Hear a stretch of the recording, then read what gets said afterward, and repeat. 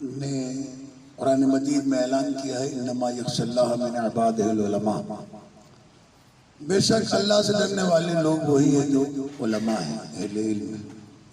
इस सिलसिले में कल मैंने आपकी खिदमत में कुछ बातें अर्ज की थी कि एक इस आयत के मखसूस अफराद हैं जो अंबिया और मुरसलीन और आइम्मा अहले बैत अलैहिमुस्सलातु वस्सलाम, उमूमी तौर पर वो लोग के जिन्होंने इल्म हासिल किया है, उलमा कहलाने के हकदार हैं।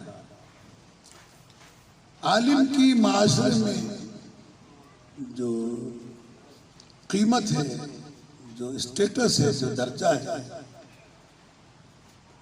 वो इतना अजीम है कि परवरदिगार आलम ने इल्म को जिंदगी करार दिया है और जहालत को मौत, जो मैंने कल अर्ज किया था। अगर किसी बस्ती में आलिम नहीं है तो वो पूरी बस्ती मुर्दा है,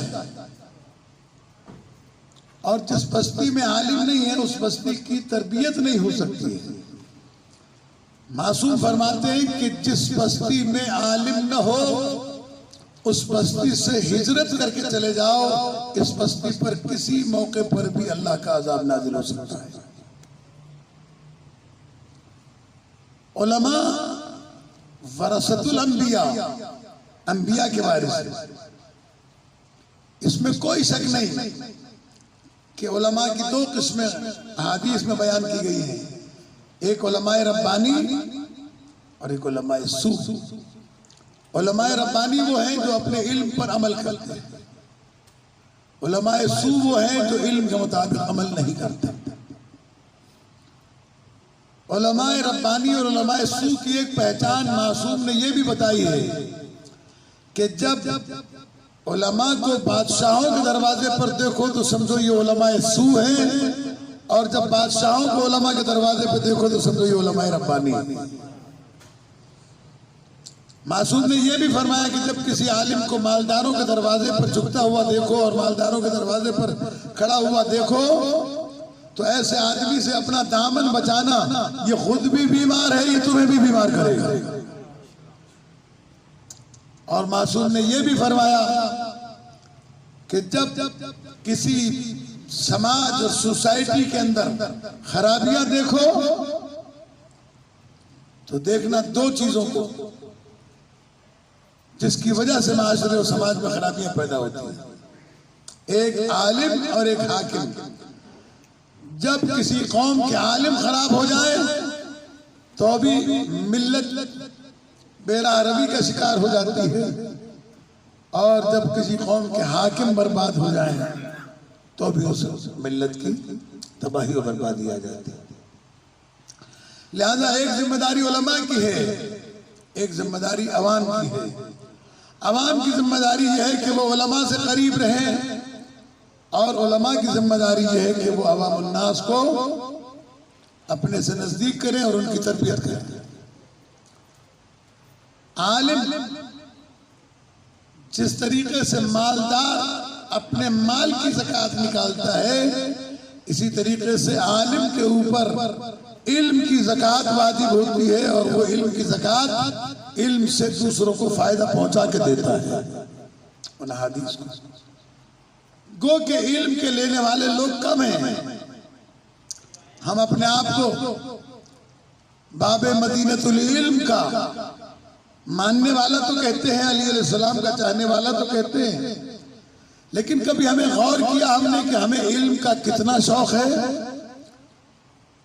हम इल्म से कितना वाबस्ता हैं। ये पता चलता है किसी कौम की जिंदगी का कि उस माशरे में आलिम मौजूद हो और वो आलिम से फायदा उठाते हो। जो लोग अपनी कौम के उलमा से फायदा न उठाएं, मासूम फरमाते क़यामत के दिन 5 चीजें अल्लाह की बारगाह में फरियाद करेंगी। फरियाद एक, कुरान मजीद फरियाद करेगा कि या अल्लाह मैं इनके घर में रखा था, इन्होंने मुझे पढ़ा नहीं, इन्होंने मुझे समझा नहीं, खोल के नहीं देखा, गाड़े पे कपड़ों फर्स्ट क्लास चाड़ी गाड़े के खोले नहीं समझा। और यही वजह है कि कुरान मजीद हर घर में है, और वो बड़ी शान और शौकत के साथ बड़े अच्छे कपड़ों में लपेट कर और बड़े अच्छे मकाम पर रखा जाता है। लेकिन उसी घर में गाने बजाने भी होते हैं, वो हराम काम भी होते हैं जिसका कुरान मजीद हुक्म देता है कि ये न करो। मसलन शराब न पियो, जिना न करो, गाने बजाने न करो, चोरी न करो, गीबत न करो, चर्स न पियो, भंग न पियो, जुआ न खेलो, सूद न खाओ। घर में कुरान रख के ये सारे काम करते हैं। तो फिर ऐसी कौम के लिए क़यामत के दिन कुरान कहेगा, फरियादी होगा कि माबूद मैं इनके घर में रखा रहा, इन्होंने कभी खोल के नहीं देखा, कभी मुझसे पूछा नहीं, कभी मुझे समझने की कोशिश नहीं की। उलमा क़यामत के दिन फरियाद करेंगे कि माबूद मैं इनकी बस्ती में मौजूद था, लेकिन इन्होंने मुझसे कभी फैज नहीं उठाया, कभी मुझसे फायदा नहीं उठाया, कभी सवाल पूछने के लिए नहीं आए। मस्जिद फरियाद करेगी, या अल्लाह मैं इनके इलाके में वीरान पड़ी रही, किसी ने आके मुझसे इबादत का फायदा नहीं उठाया। माँ बाप फरियाद करेंगे, माबूद हमारी औलाद ने हमारी नाफरमानी की, हमारे सामने आए। तो अज़ीज़ान गिरामी, हमें चाहिए कि हम उलमा से नजदीक रहे। उलमा और अवाम का रिश्ता ऐसा है जैसे सर और बदन का, इसमें फासला नहीं आना चाहिए। फासला आएगा मौत वाक़ई हो जाएगी। जैसे गर्दन काट देने से इंसान मर जाता है, ऐसे ही उलमा और अवाम के दरमियान राब्ता खत्म हो जाने से माशरा तबाह हो जाता है। इसमें एक जिम्मेदारी उलमा की है कि वो अपने दरवाजा खुला रखे ताकि लोग उनसे आसानी से मिल सकें। एक जिम्मेदारी अवाम की है कि जब आलिम मौजूद हो और मौका भी फराहम हो तो उस वक्त जाकर उससे पूछें, उससे करीब जाए। हमारे यहाँ सबसे बड़ी मुसीबत यही है कि हमने इल्म का दरवाजा छोड़ दिया। इल्म के सिलसिले में जो आदिल है, मासूम फरमाते हैं, उतलुबुल इल्म मिनल महद इलल लाद, इल्म हासिल करो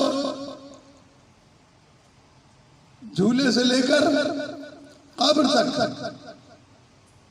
यानी एक लम्हा भी तुम्हारी जिंदगी का इल्म के हुसूल के बगैर न रहे। अमीर अलैहिस्सलाम फरमाते, तफक्कहू व इल्ला व अंतुम आराबुन जुहाल, दीन समझो वरना तुम्हारी मिसाल उन खाना बदोशों की सी है कि जो न समाज रखते हैं न कल्चर रखते हैं। जहाँ पानी और हवा और जहाँ पानी और घास देखा वहीं जाके खेमे लगाए, जब वहां से खत्म हो गया तो दूसरी जगह चले गए। ये जिसको हम सिंधी में कहते हैं लट पलाना। सहराओं में जंगलों में गुजारा करते हैं, उनका कोई दीन, कोई समाज, कोई कल्चर नहीं होता। मौला फरमाते कि अगर अपने आप को वाकई इंसान बनाना चाहते हो उस वक्त इल्म से वाबस्ता हो जाओ। तुम्हारी कद्र और कीमत दुनिया के अंदर मालो दौलत से नहीं है, कोठी और बंगले से नहीं है। ऐसा नहीं है कि इसकी जरूरत नहीं है, जरूरत है, लेकिन एक बात का खास ख्याल रहे कि सबसे अहम तरीन चीज इल्म है। किसी मौके पर मैंने अर्ज किया था कि पैगंबर अकरम सल्लल्लाहु अलैहि वसल्लम से आकर किसी ने पूछा, या रसूल अल्लाह, अगर किसी शख्स को ये मालूम हो जाए कि मेरे मरने में सिर्फ 24 घंटे बाकी रह गए हैं, तो उसको कौन सा ऐसा अमल करना चाहिए जो अल्लाह की बारगाह में बहुत ज्यादा मकबूल हो। सरकार खत्म मर्तबत सल्लल्लाहु अलैहि वसल्लम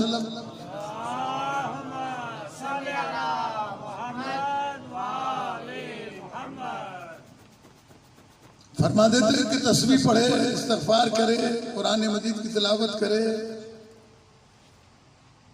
वगैरह वगैरह। नहीं, सरकार खत्मी मर्तबा इरशाद फरमाते हैं कि जिस शख्स को ये इल्म हो जाए कि उसके मरने में सिर्फ 24 घंटे बाकी रह गए हैं, उसे चाहिए कि उसे इल्म हासिल करे। तो सवाल पूछा जा सकता है ना कि अल्लाह के रसूल 24 घंटे में कितना पढ़ लेगा? अजब नहीं कि जवाब आए कि 24 घंटे में इल्म हासिल तो बहुत ज्यादा नहीं कर सकता, लेकिन चूंकि तालिब इल्म की मौत शहादत की मौत होती है, इसलिए अल्लाह की बारगाह में जाए तो बहैसियत तालिब इल्म के जाए। इसलिए और यही मसला है, अगर इल्म होगा आपके पास तो मारिफत आएगी, बगैर इल्म के मारिफत नहीं आती। ये जो हमारे यहाँ जिनकी राल बहती हुई हो, बाल पड़े हुए हो, कपड़े धोते न हो, बदबू आती हो, गुस्ल जनाबत न करते हो, वो वली समझे जाते हैं, उनको वली कहा जाता है। मर जाए तो उनके ऊपर रोजे बनाए जाते हैं, बाकायदा मेले लगते हैं। जबकि मारिफत का ताल्लुक इल्म से है। जिसके पास इल्म नहीं है उसके पास मारिफत नहीं आ सकती है। इल्म के सीने पे चढ़ेगा तो मारिफत आएगी। और इमाम के लिए आपको जो हुक्म है वो क्या है? मम्मात वलम यारिफ इमाम ज़मानिही मात मैततन जाहिलिया। जो शख्स मर जाए इस हालत में कि जमाने के इमाम को न पहचानने, को काफिर मरता है। तो इमाम की मारिफत हासिल करनी है तो पहले इल्म हासिल करो। और इल्म हासिल करने के लिए जरूरी नहीं है कि मदरसे में पढ़ो, सबके सब मदरसे में नहीं, लेकिन जो टाइम मिलता है, जो जिंदगी के अंदर वक्त मिलता है, कभी जाकर एक आलिम से पूछो कि मौलाना आज मुझे एक हदीस सुना दे, एक फरमान सुना दे जिससे मारिफत में इजाफा हो जाए। देखिए, नमाज अव्वल वक्त पढ़ने का बहुत सवाब लिखा है कि अव्वल वक्त में नमाज पढ़ी जाए, अव्वल वक्त में नमाज पढ़ी जाए, अव्वल वक्त में नमाज पढ़ी जाए। बहुत ज्यादा ताकीद अव्वल वक्त में नमाज पढ़ने की गई है। लेकिन इसके साथ साथ ये भी बताया गया है कि अगर तुम्हें कहीं महफिले मजलिस से इल्म मिल रही हो जिससे तुम्हारी मारिफत में इजाफा हो जाए, तो बगैर मारिफत के अव्वल वक्त में नमाज पढ़ी हुई उससे बेहतर है कि आखिर वक्त में मारिफत के साथ नमाज पढ़ी। अल्लाह तबारक व तआला मोहम्मद व आले मोहम्मद हम सब तौफीक इल्म अता फरमाए।